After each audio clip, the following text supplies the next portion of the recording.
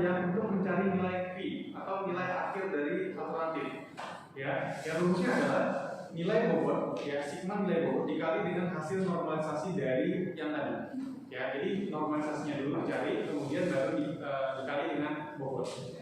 Ya, nah, oke, nah soalnya ini, nah saya berikan soal, contoh, ya, sebuah perusahaan akan melakukan rekrutmen terhadap 5 calon pekerja untuk posisi sebagai operator mesin. Nah, yang dibutuhkan sebenarnya hanya ada 2 orang, ya 2 orang saja dari 5 orang tersebut. Nah, kriteria yang digunakan adalah ya itu biasa disimbolkan dengan C1, C2, C3 dan seterusnya. Ya, kriterianya adalah pengalaman kerja, pendidikan, usia, status perkawinan dan alternatif tadi atau 5 calon pekerja tadi disebut dengan alternatif. Itu ada yang ini ya, simbolnya A1, A2, A3, A4, A5. Kita menjawab ya. Jadi dalam soal itu ada disebutkan dulu kriteria benefit dan kriteria cost-nya. Yang mana kriteria benefitnya adalah pengalaman kerja untuk C1-nya, kriteria benefit dan cost-nya ya. Nah, dalam kasus ini sebenarnya kan soal ya, soal artinya saya sendiri yang bikin soal ini. Jadi saya sendiri yang nentuin. Tapi ketika Anda melakukan sebuah studi penelitian ya, benefit dan cost itu tidak bisa Anda sendiri yang menentukan. Ya, harus tanya dengan objeknya. Ya. Lewat kuesioner kah, wawancara kah, terserah bebas. Ya, jadi bukan kita yang menentukan benefit atau cost-nya. Ya. Oke, belajar dulu. Nah, sekarang terdapat nilai. Nah, ini nilai ya, 0,5, 0,8, 1, 0,2 dan 1 ini terdapat nilai ya. Kita asumsikan sebagai nilai tesnya. Jadi gini, kalau tidak perlu bertanya dari mana dapat nilainya. Karena fokus kita adalah bukan bagaimana cara mendapatkan nilai, tapi bagaimana cara kita mengolah nilai tersebut. Ya, jadi nilai tes ini sudah kita dapatkan dulu, ya, kemudian baru kita olah seperti ini. Ya, oke, ini bobotnya C1, C2, C3, C4, C5 itu dengan bobot 0,3 atau 30% bisa juga sama. Ya, 0,2 atau 20%, 0,2 juga untuk C3-nya, 0,15 atau 15% dan 0,15. Nah, yang perlu harus kita ketahui adalah jumlah dari ke-5 bobot ini atau berapapun kriterianya itu jumlahnya harus nilainya 1 ya, atau 100% kalau dalam hitungan persentase ya. Jadi ini wajib nilainya adalah 1 ya. Oke, lanjut. Nah, sekarang kita masuk ke proses perhitungannya. Nah, silakan Anda langsung buka Excel-nya. Ya, karena tadi C1 sampai C3 kriteria benefit cerita soalnya ya. C4 dan C5 kriterianya adalah cost ya. Tulisan benefitnya harus sama ya. Jadi kalau misalnya B-nya besar di sini, B-nya besar di sini, B-nya nggak boleh lebih kecil ya. Oke, jadi caranya kalau dia kriteria benefit, kita lakukan rumus prosesnya. Tadi yang mana tadi? Saya nggak hafal. Ya. Jadi kalau benefit kita pakai rumus yang ini, X nilai maksimal. Kalau dia cost, kita pakai rumus min dibagi dengan X. Ya. Jadi untuk normalisasinya sama dengan boleh langsung ikutin. Saya pakai rumus pengandaian. Jika saya arahkan ke B11 ya, karena dia benefitnya di sini kan B11 ya. Jika B11-nya itu benefit ya, kalau B11-nya benefit, maka Anda lihat panduannya ya, titik koma kalau saya di sini. Kalau Anda mungkin pakai koma itu tergantung dari dengan setting di laptopnya ya. Kalau benefit value if true ya, kalau jika benar maka lakukan rumus yang tadi. Rumusnya adalah apa lagi sih? X dibagi max ya, nggak rumus. X-nya 0,5, kemudian dibagi nilai. Kita cari nilai maksimalnya dari 0,5 sampai dengan 1 ya. Tutup kurung.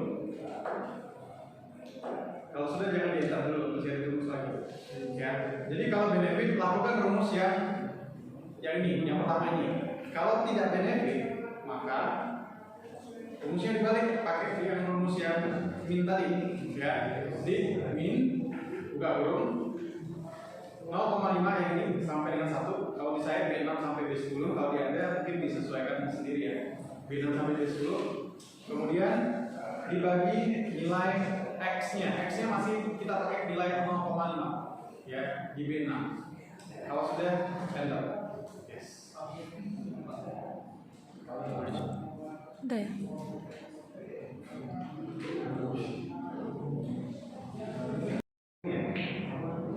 Maka caranya gimana? Kunci. Pakai Dolar kunci. F4. pakai rumus absolut ya. Absolut. Nah, kasih tanda dolarnya gimana? Nah, itu yang jadi masalahnya. Ya. Nah, jadi gini, pahami dulu. Di sini rumusnya. Saya coba. Nah, ini ya. Jika B11-nya benefit, berarti kan B11-nya gini. Pengertiannya gini. Yang saya mau adalah benefit yang B11-nya benefit ini dia tidak ke atas ke bawah. Tapi yang saya mau dia berpindah ke kanan nantinya, ke kiri juga boleh. Ya, ke kanan kiri. Ya. Sekali lagi ya. B11-nya yang 11-nya ini yang saya nggak mau dia pindah ke 10, 9, 8, 12, 13. Saya nggak mau. Tapi saya mau dia pindahnya ke bawah A boleh, C boleh, D boleh. Jadi atas dasar pengertian itu maka yang 11-nya yang saya kunci. Gini. Yang 11-nya ya, bukan B-nya. Kalau Anda langsung tekan F4, itu biasanya dia kunci B-nya juga terkunci, 11-nya juga terkunci. Ya, kalau ini langsung saja Anda klik aja di sini yang 11 terkunci. Ya. Sama, yang ini juga max. Nilai max-nya B6 sampai B10, yang 6 sampai 10. Ini saya maunya 6 sampai 10 ini tetap di sini. Yang bisa berpindah adalah ke C, ke D, ke E, ke F. Nah, jadi sama kayak tadi. Yang B-nya tetap boleh pindah-pindah, tapi yang 6-nya yang saya kunci. Yang ini 10-nya saya kunci. Ya, ini juga 6-nya saya kunci. Yang 10-nya saya kunci. Ya. Kalau yang B6 ini tetap ya ini saja yang tinggal kurung. Yang rengsnya. Ya, jadi ini kan angkanya nih 0,5 dibagi nilai maksimal dari angka ini ya 0,5, 0,8, 1, 0,2 dan 1 ya, maka dicari 0,5 dibagi 1. Saya tidak menjelaskan ini karena untuk matriks yang seperti ini ya, sedangkan ini adalah nilai W ya, sekali lagi ini nilai L, ini nilai W. Rumusnya adalah nilai W dikali dengan L, artinya bobot 0,3 ini dikali dengan nilai yang ini. Ya. Nah, oke. Caranya adalah sama dengan 0,3 nilai W ya, di 18 kalau saya. Kemudian tinggal kita kalikan dengan nilai R yang di sini 0,5. Kalau sudah enter ya. Udah gitu aja sih sebenarnya, sama dengan 0,2 dikalikan dengan 1 ya, 1 sampai semuanya ya, tapi kelamaan. Jadi cara cepatnya adalah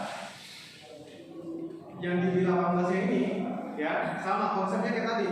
Saya maunya dia 18-nya nggak berpindah, tapi B-nya saja yang berpindah ke C, ke D, ke E, ke F ya. Jadi di sini 18-nya saya kasih tanda dolar di sini atau absolut ya, enter. Bisa kita tarik hasil perkaliannya, tarik ke kanan dan ke bawah. Oke, selesai. Ini dia ini, yang kriteria ini tambah ini, tambah ini, tambah ini, tambah ini, dan tambah ini. Ya. Jadi kalau pakai rumus Excel sama dengan rumusnya adalah sum. Buka kurung, ya, ditarik ke sini, enter. Ya. Kalau sudah, tarik ke bawah lagi. Ya, sum buka kurung. Nah, sekarang Anda lihat dari nilai V ini, nilai yang paling tinggi mana? Yang 835 V2 ya. Berarti nilai V2. Berarti alternatif yang kedua yang kita ambil karena dia yang pertama.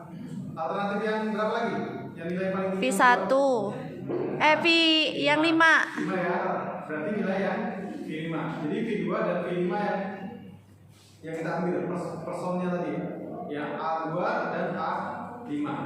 Nah, ini karena gampang mencarinya karena nilai V-nya ya cuma 5. Ya, kita bandingnya cuma 5. Coba kalau nilainya sampai 100. Ya, gitu juga kan. Nah, sekarang untuk itu kita pakai rumus ya. Untuk menentukan nilai rankingnya sama dengan rank buka kurung ya. Panduannya adalah numbernya itu ini ya, G22 di sini, G22. Kemudian titik koma. Referensinya yang mana? Referensinya adalah range ini ya, range ini ya, dari atas sampai bawah ya. Nah, kalau yang ini kasih dia fungsi absolut, langsung tekan F4. Jadi ada tanda dolarnya semua di ya, artinya kita kunci di situ. Jadi kita kan nggak perlu dia ke kanan ke kiri ya. Kemudian titik 2 ordernya ada dua pilihan, ada 0 descending dan ada 1 ascending ya. Saya jelaskan dulu.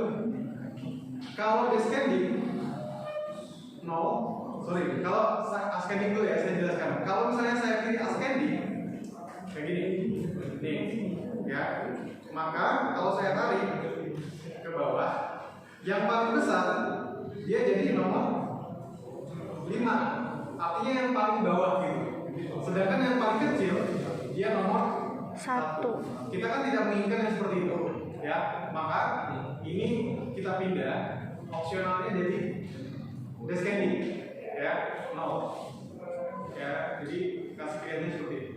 Nah, jadi yang paling besarnya nomor 1 ini ya, ini 835 nomor 1. Kemudian yang paling besarnya nomor 2, yang paling kecil nomor 5 ya. Oke, kira-kira seperti itu.